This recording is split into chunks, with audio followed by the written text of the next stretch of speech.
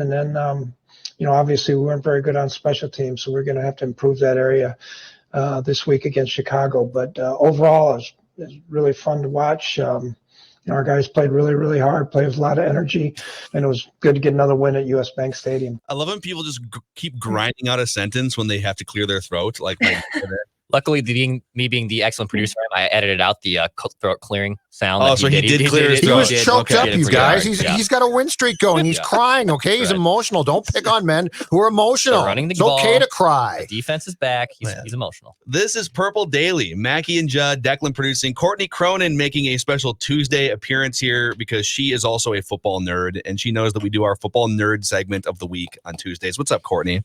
How are you guys?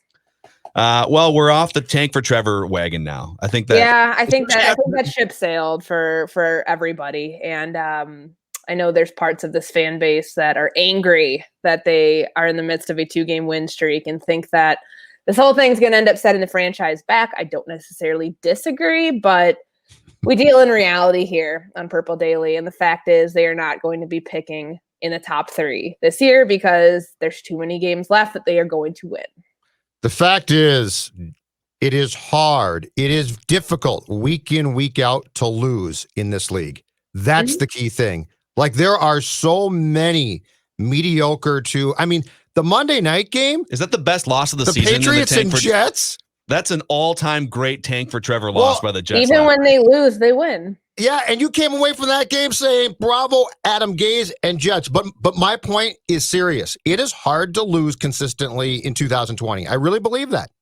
Because there's too many teams to beat? Is that what you're saying? No, there's too many bad teams. Your opponents are so often terrible, you can't help but win sometimes. Yeah, exactly. There's way the too Jets many almost bad won teams this year. I think, honestly, you could probably count on a handful of 6 or 7 or 8 maybe teams that are deemed good. Like ones that you're going to expect a loss to every week, and ones that are going to run the table: Steelers, Bills, Chiefs, Ravens. And that might be kind. Courtney. Yeah, but you're exactly right. That's I would throw the Saints in there, but they've been inconsistent at points. So it's like the NFC. I think everybody's kind of looking around, being like, "Oh wait, are you as good as your record states, or are you as bad as we are deep down?" Like that's kind of at least the way that it's shaped out so far through the first half. One of the Twitter film gurus went and found, so Greg Williams, I believe, is the Jets defensive coordinator, yes. Right? I love how that's where his career is at now. All right, dude. If you watch the last couple of key defensive plays, quote unquote, for the Jets, so there was a 3rd and 20. The Patriots needed to convert to keep going at one point, and then there was the 8 seconds left. The Patriots get one pass to get to field goal range, and on both those plays, Greg Williams must have called the tank for Trevor. Like, everybody just clear the F out of the middle of the field and let Cam Newton throw a pass 18 yards down to the sticks. Yeah. Just let a receiver come wide open in the middle of the field to set up a field goal range. It was a glorious tank job for the Jets. The Lions came in here, Courtney, bound and determined that Monday morning Matt Patricia would be fired. Like, they came in here basically saying we've got a plan here. It's going to work to perfection. And the league is so goofy, you couldn't even turn on a defensive guru, and I put that in air quotes, not play defense and get him fired. He didn't get fired. So it is just a weird year, bizarre year. And my point is, it is very hard to lose consistently. So don't give up hope because it's just difficult. Yeah, the Lions probably won't lose next week. I mean, they play Washington, and Washington's terrible. So that'll be win number 4 for Detroit, and Matt Patricia will keep his job for another week. Because I agree with you, Judd. I mean, the way that they played was horrendous. And even the game plan that they had for the Vikings, you're going to run the ball, yet this defense you're going against is down to guys they signed off the street last week playing cornerback. Why are you not going to test the secondary? It just there were so many things that are is he trying to get fired? Is he trying to look like he's half-assing this effort? It's just, and of course, it obviously looks like that, when you have 10 guys on the field and all these substitution errors that they made, when it just looks like everybody's kind of mailing it in. But, would you call it a good win for the Minnesota Vikings? Do you say, oh, they're back? I think there are pieces of it you can take from the Detroit win, the Green Bay win, and potentially, going what that means going forward into the Chicago game that could give you the hope that, they probably are knocking on the door of the playoffs. Even at 3-5 right now, like there's still a lot of bad teams that are kind of in that same spot of like 3-5, for, in that 3-4 win spot, that it's like, yeah, we're in the second half of the season. So, I mean, at least it's going to set things up like down the stretch where you're going to have a lot of teams fighting for one of those, final spots outside of the division winners. That's a really good segue, Courtney Cronin. That's why you are a professional. Get those nerds! Nerd! Let's jump into our nerd football stats of the week, presented by Federated Mutual Insurance Company. Federated is on Twitter, just like all of us, although as we spew takes about football and the Vikings, they have takes at Federated INS with fresh, relevant risk management content for business owners. So if you're a business owner, whether it's a pandemic year like 2020 or hopefully something that looks better in 2021, you want that frontline protection and you want that peace of mind that comes with Federated's guidance and expertise going back to the early 1900s. They're one of us in Owatonna, Minnesota, and their website is federatedinsurance.com. At Federated, it's always our business to protect yours. Get those nerds! Nerd! And I've got a ton of stuff for you guys today, and all of these are going to have discussions to be had within them. Vikings playoff odds. Let's start with this. I've got two websites for you here. Let's start with 538.com. Mm-hmm. They've got the Vikings finishing 7-9 with a 24% chance to make the playoffs now. Football Outsiders also has the Vikings finishing 7-9 with a 17% chance to make the playoffs. So they're basically saying the Vikings are definitely going to win a bunch more games here. And if they happen to trip up against the Bears once or twice, they're going to miss the playoffs. But what they're saying is 7-9 is likely. And if they were to steal both games against the Bears or steal a game against the Buccaneers or something, then their playoff chances go up beyond 24%. So what are your guys' thoughts when you hear, let's go with 538, when you hear, all right, they're going to push back toward 500 and have a 1-in-4 chance of making the playoffs? I think that's about right. I think that you look at the schedule the rest of the way. They still have Chicago twice. They've got Detroit one more time. I think that's the last game of the season in week 17. Like, you can't just guarantee that they're going to go 3-0 against two bad opponents in the NFC North. I mean, that's just, we've seen how those games have gone in the past. I mean, they swept Detroit last year, but like this year, who knows if Matt Patricia is even the coach at that point. So, I mean, there's still so much uncertainty. The fact that they were favored on the road in Chicago to begin with, when I saw that opening line, it was like 2.5 on Sunday night, I don't know what Vegas was thinking, because there's so many factors that go into this that are beyond like, okay, the Vikings just beat up on, Green Bay, who has a bad run defense and it has not been fixed since the NFC Championship, and they beat up on a really bad Detroit team. They don't play well in Chicago. Like, I covered the one win that they've had there in quite some time in 2017. Kirk's 0-7, 0-8, whatever the record is on Monday Night Football. The Bears are coming off a terrible loss to Tennessee. They have a very good defensive front. They're good against the run. So what are you going to do with Dalvin Cook? If you can't get that going, you're going to get back into a drop back game with Kirk. That's never worked out for you at Soldier Field ever. So, I mean, like, I was just kind of surprised by that. But like, when I think about playoff odds in this team, I feel like the ones that got away earlier in the season, Seattle, certainly how they played against Atlanta, those games are going to come back to probably haunt them from 1 or 2 wins that they would need to get that 7th seed potentially. Because as it stands right now, like, I know that people are talking about, oh, they're a playoff team potentially, they should be in the conversation. Well, think about who's ahead of them right now. The Rams, the 49ers, potentially even Atlanta. Like, they need, in Chicago, like, Chicago has a better record than them right now. They might not in a week, but like, all of that said, like, they still need so many things to break their way. Like, they don't control their destiny whatsoever, and they won't this season. So they're going to need a lot of things to kind of fall in their favor. And we know that this typically does not happen as cookie cutter and perfect as they would like it to. So I think 7-9 and missing the playoffs is probably a lot more realistic than 7-9 and being the 1 of 4 chance essentially to make it. So these last 2 games, I give them credit, okay? To be clear, they came out of the bye. They made adjustments. I think that they've done some good things.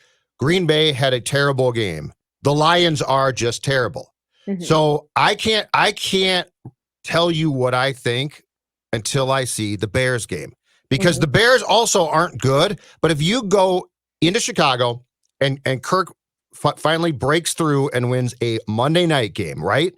And you win in a building where it is traditionally very tough, I'm impressed. And the Bears might stink, but if they win that game, I say to myself, you know what? 7 wins, 8 wins, yeah.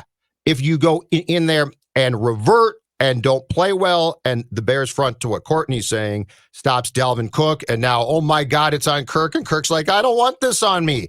Then I'm back to being basically saying, okay, get it as high a draft pick as possible. So it's probably not fair, but my opinion largely on the 2020 Vikings at this point is going to hinge on that game, because I'm impressed by what they've done to win the last 2 games, but their opponents have at times played so poorly or been so bad. I can't just sit here and say they're definitely back.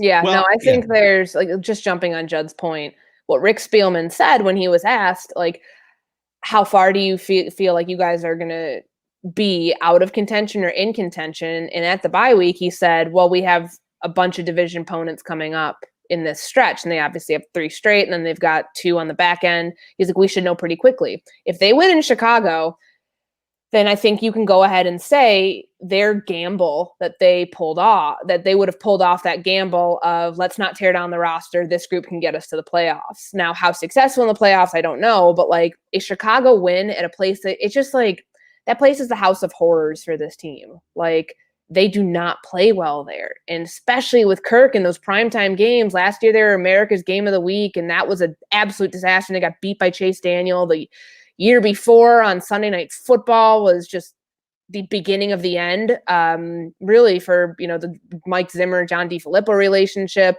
The shift that you saw in offensive philosophy, it all started there, because Zimmer's like, we can't win with this guy playing the way that he is in big time games, not being able to come through. So if they can buck that trend, I'm with Judd. I think credit will be given where it's due at that point. Kirk Cousins, man, I'm just pulling up some of these. So he's played 5 games against the Bears in his career, 4 of them at Chicago. Let me just grab this, because I want to see what his passer ratings are. It's mostly been really bad. His cumulative passer rating is like 89.1 or something, which in 2016 through 2020 NFL is obviously not very good. Here we go. His passer rating, according to stathead.com, in each of these 5 games. Now, 2 of these were with Washington. He's got 2 games, both with the Vikings, 2018, both these games with passer ratings under 80. Last year at Chicago, he had a passer rating of 91.6, but we all remember he got sacked a million times in that game. And down to like the fullback on 3rd down. That's when Diggs. Yep. That's when that's really the beginning of the end for Stephon Diggs too. That's when he quit the team for like 3 days. Yep. Yeah. And so he has 2 decent performances against the Bears, but they were both with Washington. They were both wins. He has lost. He has lost twice at Soldier Field as a Viking, and that actually brings us to the next football nerd stat. Nerd! So, despite the Bears and the hurdle on the horizon here, and what we know about the Vikings' difficulties in Soldier Field and everything Courtney laid out, what Vegas I think is looking at, because Vegas has tapped into all the same analytics and all the same evaluations that like Pro Football Focus and Vegas sort of look at football the same way, which is with context, right? And Pro Football Focus, this might answer your question about how are they favored. According to Pro Football Focus, the Vikings are the 12th best team in the NFL right now, ahead of 6-2 Baltimore, who is 13th. And they are the number 1 team, according to Pro Football Focus, in the running attack offensively, and the number 3 overall offense. And they also rank number 1 in yards per play offensively. So the analytical look at the Vikings, if you take away, everything that we know about them going to Soldier Field, is that they actually should have a much better record than 3-5. And they have one of the best offenses in the NFL. Again, according to Pro Football Focus. It doesn't feel like that, and I understand why, because the load that they're putting on Dalvin Cook right now, yes, I think people just look at that and say, how can you possibly sustain that? Because, recent example, look at what the Panthers did. Like, where did that get them with Christian McCaffrey? Putting all that on him last year. It got them absolutely nowhere. It got them to like a mid to high draft pick. And, I think with Dalvin, you just are constantly holding your breath. I mean, he is the best running back in the NFL right now, best pure runner for sure. I think there's no doubting that. But can you rely on this every single week? Because when he's healthy and he's good, like he's terrific. But like when you don't have that piece in your offense, the offense is a completely different look. Like I know that they can say what they want about the run game and Alexander Madison and the backups. It's a completely different offense. Like Madison behind Dalvin Cook looks really good. Madison on his own, look at Atlanta. Look at what happened, other times when I mean, in Seattle, Dalvin had established like a lot of that before Madison went in, but even on the 4th and 1, I mean, you can go on and on, but it's different. It's so hot and cold, like very black and white, like it's one way or it's not. And I think that that's the thing where you see the yards per play and you see, the rushing attack and all of that. Like they are very clear as to what they need to do to win. I don't think they can deviate around that strategy if it doesn't go according to plan. And to jump off that point too, and this is the huge question against the Bears are going to sell out to stop Cook. No question. And they should. Will Kubiak and Zimmer say, we don't care because we don't trust Kirk. And so we will lose with a Cook plan of some sort. We'll either throw him the ball or we'll continue to try and wear the Bears down defensively. But I think that's the question is, are we now past the point of, well, if it doesn't work with Cook, we'll put the ball back in Kirk's hands?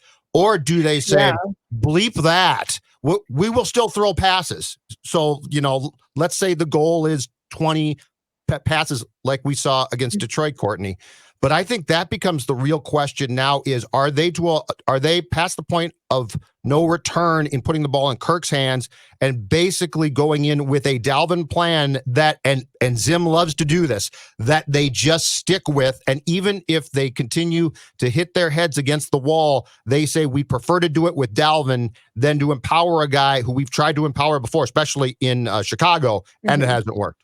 But you can't, they've learned their lesson that like you can't get into a drop back game and expect with this quarterback to win. Not against that defense, not when you're facing, Akeem Hicks, Khalil Mack, like the guys that have been giving him a nightmare for 2 seasons now. And it's hard to say because, if your offense is constantly in 3-and-out situations or Kirk's getting sacked and turning the ball over, like, I know the defense has shown signs of improvement this past two wins, but even Zimmer said when he talked to his coaches on Monday, his defensive coaches, he's like, we might be doing some of the hardest coaching we've ever done, and we're still giving up 400 yards a game. That's telling right there because you can't trust if your offense is not going to be able to get it done. I mean, yes, the Bears have no offense either. Like the fact that Barkevious Mingo, a linebacker, was the leading rusher in the first half off of some special teams play that went awry. Like that's a serious problem. And I think it'll probably be a very low scoring game either way, but I don't think that Mike Zimmer's comfortable because he knows like his defense is still kind of held together with like glue sticks and paper clips. Like, but there is reason to believe that you won't deviate from that Cook strategy because if he got you this far, you're going to keep riding him because you want, job security. You know that that's your best path to winning. And when Cousins gets in that deer in headlights look, it's very hard to kind of shake him from that. And I think that's kind of what we saw the last 2 years in Chicago. Maybe it changes this year. I don't know. But I mean, I think that they found the happy medium for him. I think the 20 to 22 passes a game, rely heavily on Cook. You saw it in the first half. I mean, they were beating Detroit the way they always beat Detroit by running the ball and taking shots off play action. Not necessarily deep shots because they were taking those away, but like dump offs, check downs, screens. It all worked. And I think that's kind of the plan that you probably want to follow again this week, whether it works out or not. I mean, it's going to depend on how well Chicago comes to stop the run. Speaking of Dalvin Cook, by the way, so if he keeps performing at the same level he has performed at these first 7 games, which is just a ridiculous level, and he's missed a game. So he has a game and a half, and he still leads the NFL in rushing yards, rushing touchdowns, yards per carry if you don't count Kyler Murray. If he keeps performing at the same level and plays the rest of the season, He's on pace, #pace. Dave Campbell coined that one. 1,838 yards, 26 rushing touchdowns, 6 yards per carry, 34 catches, 371 yards through the air, and 2 more touchdowns. So that would be over, let's see here, 2,200 total yards from scrimmage and 28 touchdowns. That's the pace at which he is playing at right now, you guys. What's the touches? Like, I can't do that math off the top of my head. How many carries you said he had and how many catches? Hold on a second. Football nerd segment. 200,041, Courtney. Well, I mean, But that's all. We're stopping it. We're about stopping it. right. That's like the thing. We came into the season wondering, okay, if this is a 300 plus touch running back, 343. that's not sustainable. Like, you can't do that, because if you are not really expecting to win this year, like, it's a crapshoot whether you do or not, and you wear him down to the point where, you know, he's either risking injury or he doesn't come back the next year the same. Like, next year you're supposed to be set up to win, right? Like, that's what this is supposed to be, a player development now.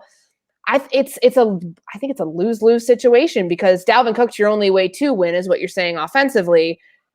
But you realize by wearing him down, you're putting more wear and tear on him. You're more mileage that you can't win, because unless you're going to concede and be like, well, we need to save Dalvin, so we're going to put Alexander Madison in, you know, the offense isn't going to be the same. So 343 touches, that's a lot. That's Christian McCaffrey level last year, right. And that did not work out for them. Also worth noting, the last time the Vikings took this exact offensive formula into a season and said, all right, we're just gonna do this. We're gonna put training wheels on our quarterback and we're gonna go all in. Adrian Peterson, 2012. Now, I believe that was coming off of an ACL, but he went for 2,000 yards. Yep. And then the next year he missed a couple of games, but he was basically like, and then he got the suspension in 2014. He did live to fight another day after a high usage season, but Dalvin Cook, like, keep this in mind. Adrian Peterson in college and Adrian Peterson in his first few years in the NFL was very used to touching the ball 350 times a year. The NFL has changed a lot. Last year was uncharted territory for Dalvin Cook. This year is going to go even further. And so on one hand, it's super fun to watch one of the best running backs in the NFL of this generation operate. But what is your end goal to be relevant next year and the year after that? I just think you have to be careful with the workload. I agree with you. I love this topic. It's so much fun. And here's why. He is spectacular. He's great. In fact, they are using him in a must-win type of way, exactly how I would. But the flip side is you just signed him to a contract, right, Courtney? Yep. And this is they got a new car or a nice car, and they said, we are going to floor this SOB from here to Chicago. Well, guess what happens? It's going to break down. In fact, this car has broken down previously. This is all about choices. And the Vikings right now came back from the bye with a coach who largely, I think, said, I'm 60 plus, screw this. I'm trying to win now, right? Mm-hmm. And he said, I'm going to floor this car for as long as I possibly can. But there will be fallout and ramifications to that decision. So I love this topic because it's so intriguing, because we are seeing a special talent who I contend could have been preserved a little bit and used differently at different times. And they've said no. And part of it, and this is why it gets dicey. And I know people are going to get mad, but it gets dicey because a large part of what they're saying is based on this. We're paying our quarterback a ton and can't use him like that. Mm-hmm. And so this is all about choices. And I keep going back to, this is why, as good as Cook is, this is why, in my opinion, the Vikings puzzle is put together wrong. Because you're basically saying we have to play this style of football because our quarterback, who, by the way, would be fine if he made $8 million or $10 million, and then you'd have a left guard. Exactly. But the point is they're making choices based on the fact that their football puzzle is not put together correctly, and that's where this gets to be intriguing to me, because you are using Cook to win games, and I get that you want to win games. But are you doing it at the right time? And I would say probably not. Yeah. No, I mean, I agree with you. I think that it's telling when you have a quarterback who's making $96 million from 2020 to 2022, most of it guaranteed because of the extension. And you're using him in a sense where you're trying to insulate him of how can we best suit Kirk's needs in games, and that's to use the other very expensive player that you paid this offseason. And it was the right call to pay Dalvin Cook, because I don't know where this offense would be if, let's say, they traded him, or let's say he wouldn't sit out this year. It'd be stupid because of all the ramifications with his like restricted free agency, all of that. But if they were in a situation that they didn't have him, I think that they would be lost more so than they are now. And he's kind of given this entire team a glimmer of hope with 478 yards from scrimmage, 5 total touchdowns these last 2 games, that, hey, we're still in this. We can do this. But